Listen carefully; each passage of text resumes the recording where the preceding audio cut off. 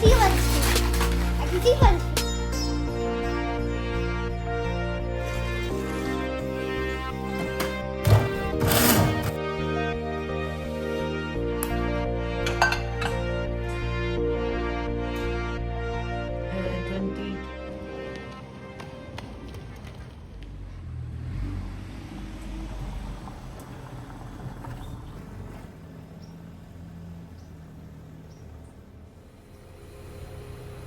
अस्सलामुअलैकुम and hello everyone. क्या हाल चाल हैं और कैसे हैं आप सब। उम्मीद करती हूँ आप सब खैरियत से होंगे। तो आज है ना, आप वीकडे का व्लॉग देख रहे हैं। थर्सडे के दिन का व्लॉग है ये। और एक महीने की लंबी छुट्टी के बाद जो है ना, बच्चों की विंटर वैकेशन ख़त्म हो गई है। 5 जनवरी से इन लोगों का स्कूल स्टार्ट हो गया था। तो फ़िलहाल ना सब बच्चे स्कूल में हैं और मैं गई थी ग्रॉसरी लेने के लिए।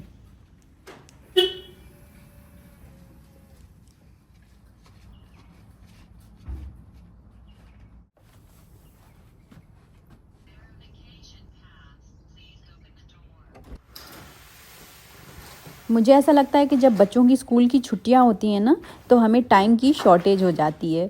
और वो इसलिए क्योंकि हम रूटीन अपना फॉलो नहीं करते हैं छुट्टियों में। पूरा दिन ऐसा लगता है जैसे पकाने में, खाने में, समेटने में और सफाई में ही चला जाता है। बट इट्स ओके, क्योंकि छुट्टियां होती ही हैं रिलैक्स करने के लिए। लेकिन जब स्कूल स्टार्ट हो जाता है तो फिर से हम अपने ट्रैक पे आ जाते हैं, क्योंकि तब हम अपने हिसाब से काम नहीं करते हैं, घड़ी के हिसाब से काम करते हैं। फटाफट फटाफट एकदम हाथ चलाना पड़ता है।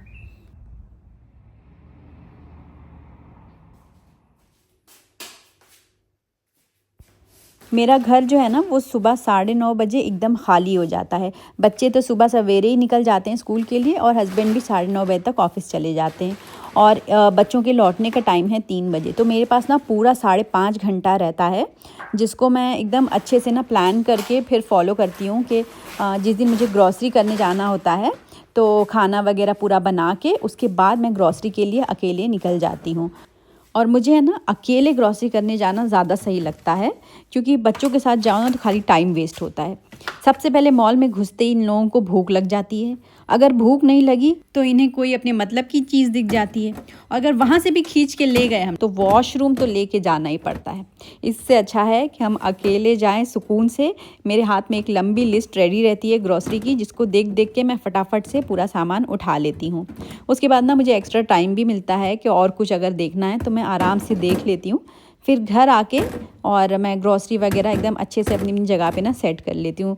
मेरी है ना 2 तरह की ग्रॉसरी होती है, एक मंथली और एक वीकली। तो वीकली ग्रॉसरी में ना ज़्यादातर मैं फ्रूट्स और वेजिटेबल्स लेके आती हूँ। जैसे आप ये बीट रूट और अनार, एप्पल, ये सब देख रहे हैं ना, तो इन सब का ना मिक्स फ्रूट जूस निकाल के हर ऑल्टरनेट डेज बच्चों को मैं देती हूँ। और सब्जियाँ भी ना मैं वीकली ही लेके आती हूँ। तो ये सब जो ग्रीन लीफ मैं लेके आई हूँ ना, इन सबको अभी मैं ऐसे ही रख दूँगी फ्रिज में, क्योंकि इनको साफ़ करने में बहुत ज़्यादा टाइम जाएगा।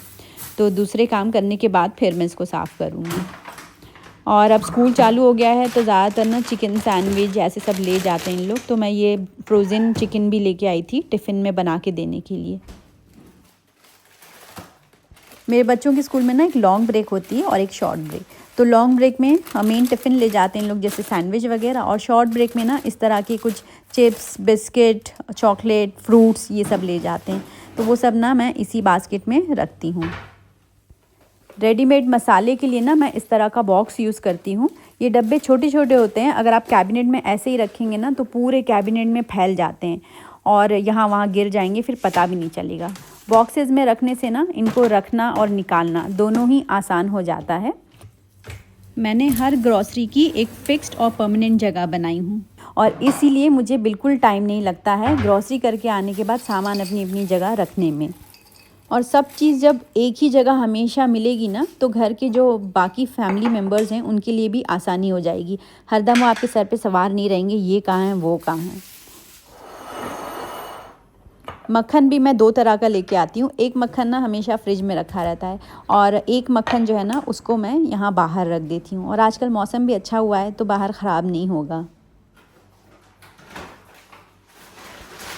तो बस सारी ग्रॉसरीज़ अपने अपने ठिकाने पहुँच गई हैं। अब बस ये जो ग्रॉसरी बैग है इसको मैं फ़ोल्ड करके स्टोर रूम में रख दूँगी, क्योंकि यूएई में ना अगर हम स्टोर से प्लास्टिक बैग्स लेते हैं तो उन लोग उसका अलग से चार्ज करते हैं, तो इसलिए एक बार में ही हम लोग ने 5-6 रीयूजेबल बैग्स ले लिए हैं और इसी को मैं यूज़ करती हूँ ग्रॉसरी के लिए। आज ना ग्रॉसरी जाने से पहले ही मैंने सुबह में पालक पनीर बना दी थी, ताकि आने के बाद जो है ना ये कुकिंग वाला काम ना रहे। और ये अभी थोड़ी सी थिक है, जब खाने का टाइम होगा ना तो फिर मैं थोड़ा सा केटल में पानी गर्म करके इसको मैं हल्का सा पतला कर लूँगी। और यहाँ पे देखिए रोटी वाला कपड़ा साबुन के पानी में मैं भिगा के गई थी ग्रॉसरी जाने से पहले। असल में हर हफ्ते ना मैं इस कपड़े को धोती हूँ। ये रोटी बनाने के बाद जिसके ऊपर हम लोग रखते हैं ना कपड़े के ऊपर, ये वही कपड़ा है।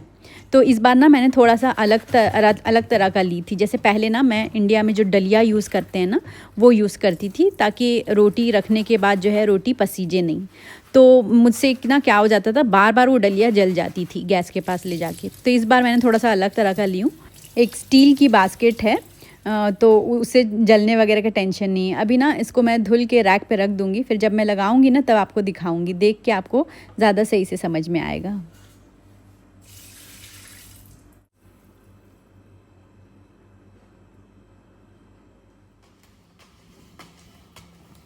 जैसे ही किचन से मैं फ्री हुई ना तो हस्बैंड का फ़ोन आया। वो कह रहे थे कि 3 बर्तन का ऑर्डर आया है, तो तुम चेक करो तुम्हारे पास है कि नहीं। तो वही मैं यहाँ ऊपर देखने आई थी।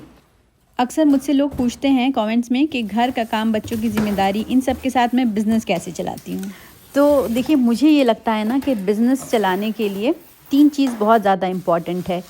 पहला है ट्रस्ट, दूसरा है पॉजिटिविटी और तीसरा है कॉन्फिडेंस।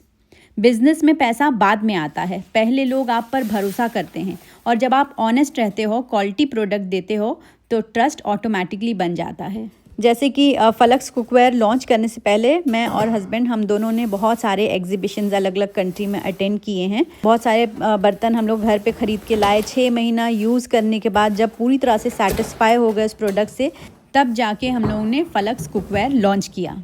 सो ट्रस्ट बनाने के लिए क्वालिटी मैटर्स, और इसीलिए मुझे रिस्पॉन्स भी अल्हम्दुलिल्लाह बहुत ही अच्छा मिल रहा है। दूसरी चीज़ है पॉजिटिविटी। आजकल कंपटीशन इतना ज़्यादा हो गया है कि कुछ लोग आपकी चीज़ों को डिग्रेड करने आ ही जाएंगे, लेकिन एक बात जान लीजिए, जिस दिन आपने प्रॉब्लम्स में से भी पॉसिबिलिटीज़ देखना शुरू कर दिए ना, उस दिन आपके लिए बिज़नेस चलाना बहुत ही आसान हो जाएगा।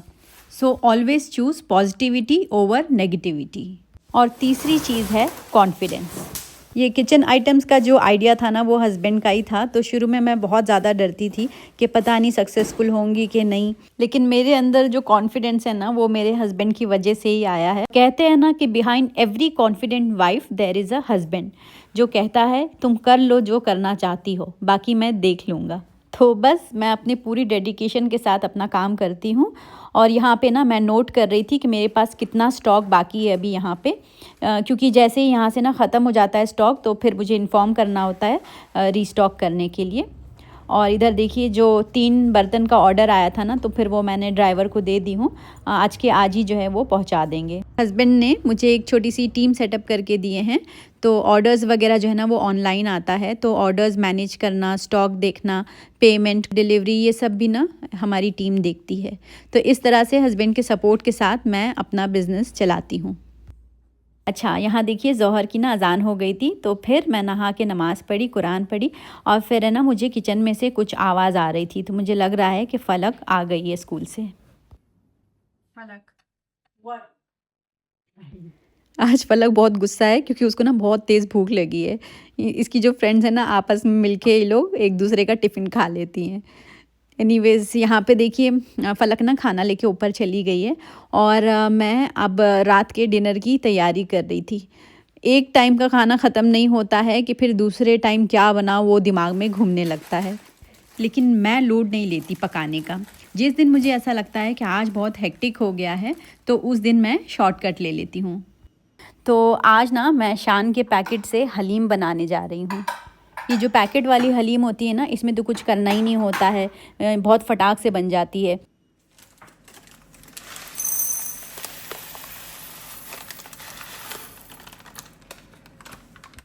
हलीम का जो पैकेट होता है ना उसमें 2 सैशे होते हैं। एक सैशे में देखिए ये सब दाल मिक्स करके दी हुई रहती है। तो कितना इजी है देखिए, अलग अलग दाल जमा करने की ज़रूरत भी नहीं है। बस इसको मैं धुल के फिर भिगा दूँगी, तो और रात में जब मैं बनाऊँगी ना तब ये अच्छे से फूली हुई रहेगी, तो फटाफट से कुक हो जाएगी।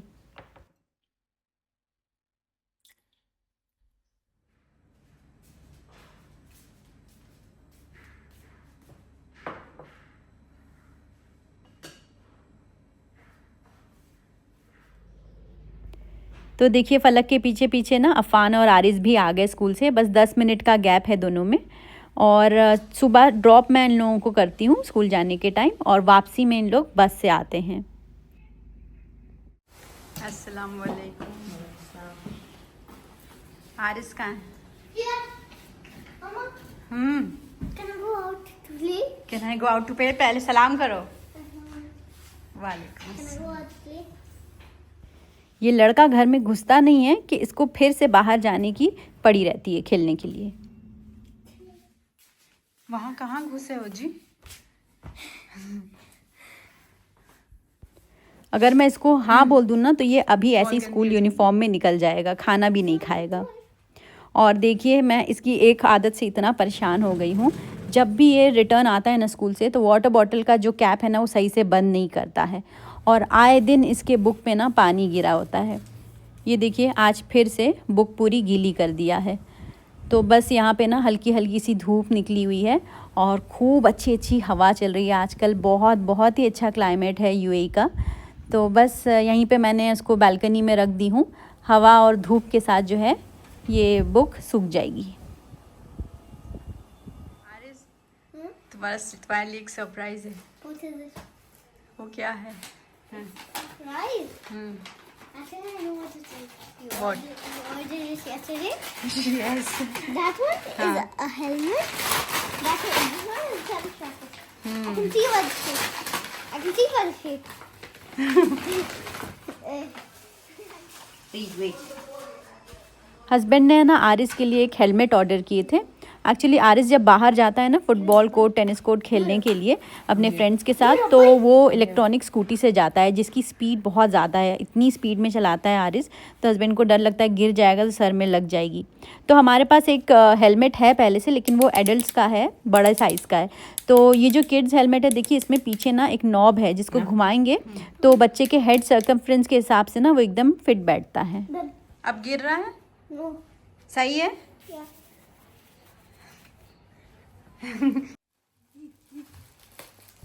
और आरिस ने ना हस्बैंड को कन्विंस करके एक टेनिस रैकेट भी मंगवाया है अमेज़ॉन से। What the hell? What are those? What are these? ऐसे ही चाहिए था ना तुमको? Yeah. And it's pretty light too. Just to put the ball in and there's a button here. Maybe it gets launched up and then you can hit it. Husband का ये कहना है कि बच्चे मोबाइल आईपैड लेके बैठे रहें, इससे अच्छा रैकेट दिलाते हैं इन्हें ताकि वो बाहर आराम से आउटडोर एक्टिविटी कर सकें।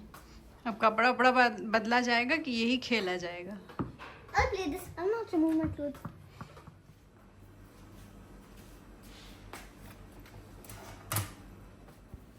अच्छा देखिए, जो रोटी का कपड़ा मैंने वॉश करके रखी थी ना स्टैंड पे, तो वो सूख गया था। और यही स्टील की बास्केट की मैं बात कर रही थी, रोटी रखने के लिए ये साथ में 2 पीस सेट में मिला था। और ये जो कपड़ा है ना, इसका मटेरियल 100% कॉटन है, तो जब हम रोटी सेक के इसके ऊपर रखते हैं ना तो रोटी पसीजती नहीं है। और इसमें ये बटन्स भी लगी हुई हैं, ये रिमूवेबल क्लॉथ है, ताकि जब वॉश करना हो तो इसको आराम से निकाल के वॉश कर लें, और जब यूज़ करना हो तो बटन के साथ अटैच करके इसको हम लोग फिक्स कर दें ताकि ये कपड़ा गिरे ना। इंडिया वाली जो डलिया होती है ना, उसको मैं 2 बार जला चुकी हूँ, गलती से ना गरम गैस के ऊपर रख देती हूँ तो वो जल जाती है। तो मैंने ये स्टील वाली जब से लाई हूँ ना तो थोड़ा सुकून हो गया है। और यहाँ देखिए, बाहर जाने की इतनी जल्दी पड़ी कि फटाफट से खाना खा लिया, कपड़ा बदल लिया, टेनिस रैकेट टांग लिया स्कूटी पे। अब जा रहा है अपने फ्रेंड्स को बुलाने, फिर इन लोग जाएंगे टेनिस कोर्ट खेलने के लिए।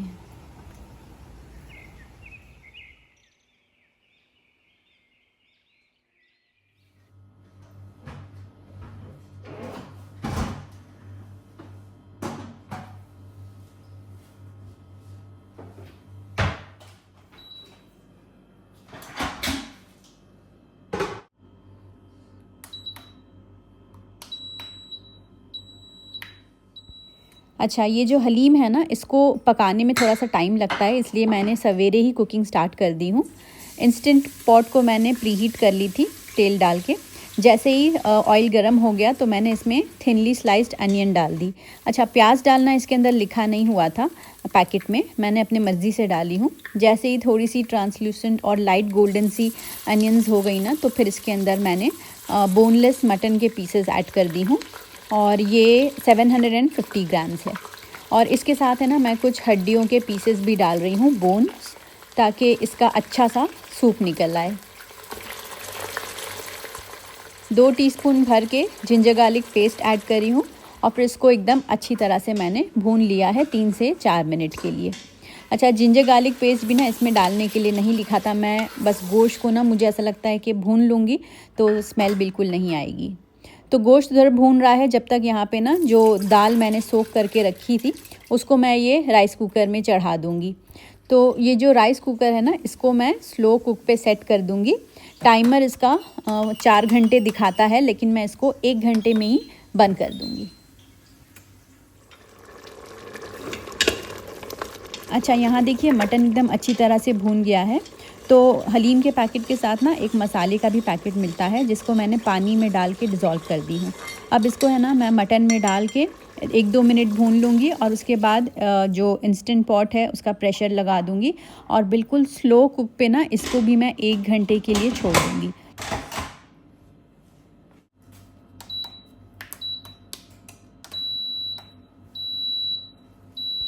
यहाँ मटन रेडी हो रहा है स्लो कुक पे, और यहाँ पे पल्सेस।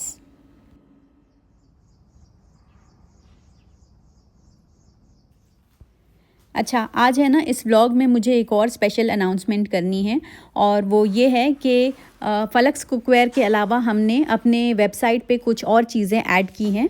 इनकी पूरी डिटेल्स ना आपको हमारी वेबसाइट पे मिल जाएगी, लिंक मैं डिस्क्रिप्शन बॉक्स में डाल दूँगी। या अगर कोई और इंक्वायरी है तो आप व्हाट्सएप पे कांटेक्ट कर सकते हैं।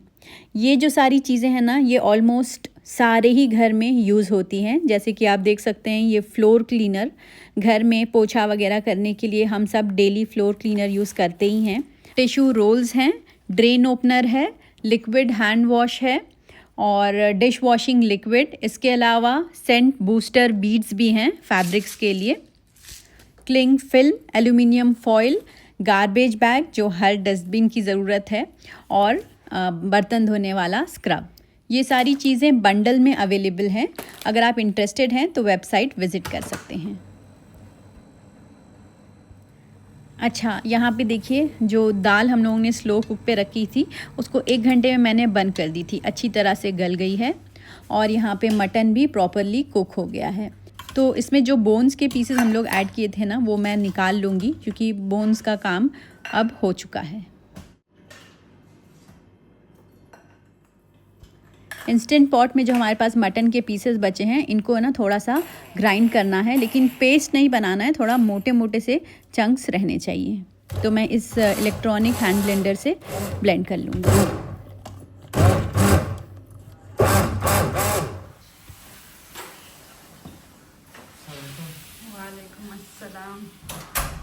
और यहाँ देखिए, ज़ईम भी आ गया है ऑफ़िस से। यूनिवर्सिटी के साथ साथ ज़ईम हस्बैंड के साथ ऑफ़िस भी जाता है, लेकिन आज दोनों लोग अलग अलग गए थे, क्योंकि ज़ईम की अलग जगह मीटिंग थी और हस्बैंड जो हैं उनकी अलग मीटिंग थी। तो ज़ईम इसलिए पहले आ गया है।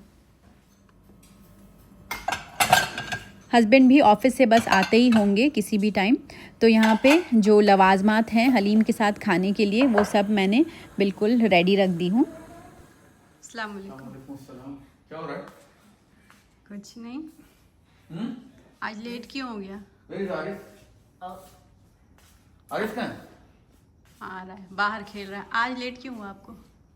काम करते हैं ना कभी कभी ऑफिस में। अच्छा, ऑफ़िस से आने के बाद जो है ना, हस्बैंड सीधे नहाने चले जाते हैं। फ्रेश होके सीधे किचन में आते हैं और पूछते हैं खाना रेडी है। खाना ज़्यादातर ऑलमोस्ट रेडी ही रहता है, या फिर फाइनल टचअप चलता रहता है। तो बस हलीम एकदम रेडी है, और बाहर कुरान टीचर पढ़ा रहे हैं अफ़ान और आरिस को, तो ये उन्हीं की प्लेट रेडी हो रही है। और हलीम पैकेट वाली वाकई में बहुत ही अच्छी लगती है खाने में। और कभी शॉर्टकट लेना हो ना तो इसमें कोई बुराई नहीं है। अपना काम आसान करने के लिए हम इस तरह से पैकेट वाली हलीम भी बना सकते हैं। अफ़ान और आरिज़ यहाँ लिविंग रूम में कुरान पढ़ रहे हैं, तो जैसे ही इन लोगों का कुरान जो है ना वो पढ़ के हो जाएगा तो फिर मैं खाना यहाँ भिजवा दूँगी। और अपना जो डिनर है वो हम लोग मजलिस में लगा देते हैं, क्योंकि हस्बैंड को भूख लगी रहती है तो हम लोग यहीं बैठ जाते हैं। ये लो पलक, ये डालना है लेमन, लेमन भी नहीं। अच्छा, जब हम लोगों का डिनर वगैरह हो जाता है ना तो थर्सडे के दिन हम लोग क्या करते हैं कि आराम से खाना वाना खा के इशा की नमाज़ पढ़ के फिर हम लोग बाहर आ जाते हैं। कोई ना कोई फुटबॉल कोर्ट, नहीं तो टेनिस कोर्ट, या फिर कुछ नहीं तो यहाँ पे इतनी अच्छी साइकिलिंग ट्रैक है, हम लोगों ने 3-4 साइकिल ख़रीद ली हैं तो सारे लोग साइकिलिंग करते हैं। एक बहुत अच्छी एक्टिविटी भी हो जाती है और फैमिली टाइम भी स्पेंड होता है साथ में। तो नेक्स्ट डे फ्राइडे है, अफ़ान और आरिस की स्कूल की छुट्टी भी रहती है तो जल्दी सुलाने का टेंशन भी नहीं रहता है कि सुबह जल्दी उठना है। तो फिर ठीक है फ्रेंड्स, आज का व्लॉग यहीं तक था। मिलती हूँ मैं आपसे नेक्स्ट व्लॉग में। अपना ख्याल रखें। अल्लाह हाफ़िज़, टेक केयर, बाय बाय।